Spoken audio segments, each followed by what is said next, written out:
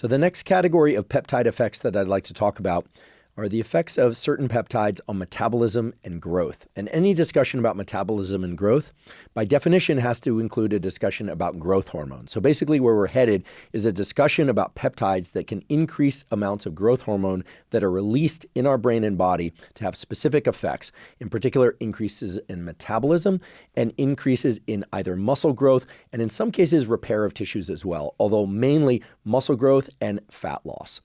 For those of you that aren't familiar with growth hormone is a hormone that we naturally make.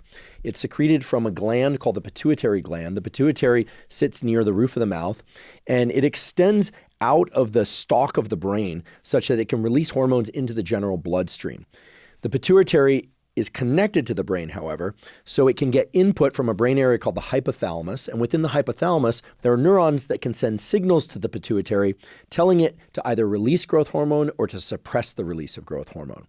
Now, early in life, when we are infants, children, teenagers, and so on, we secrete tons of growth hormone, in particular during the early hours of sleep each night. We also secrete growth hormone a little bit throughout the day, but it's really in sleep in which we have the greatest degree of growth hormone release. This is one reason why babies and kids and teenagers sleep so much, is there's a lot of growth hormone release, and we tend to grow, that is, the tissues and limbs of our body tend to grow during sleep. Now, it's been well documented that after about age 30, which is typically when people experience their full stature, their full height, although sometimes there's a little bit of wiggle room around that age, typically after 30, the amount of growth hormone that's released each night and throughout the day is reduced by about 15% for every decade of life.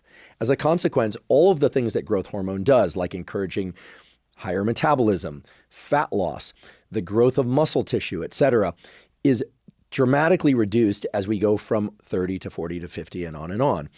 It's also the case that naturally released growth hormone tends to have positive effects on our mood and overall feelings of well-being. So it's also tied to our feelings of vitality or having feelings of energy to do things. And that's because growth hormone potently increases ATP production, which is involved in energy and metabolism in our cells. And as a consequence, our overall feelings of energy to just do things, mental or physical.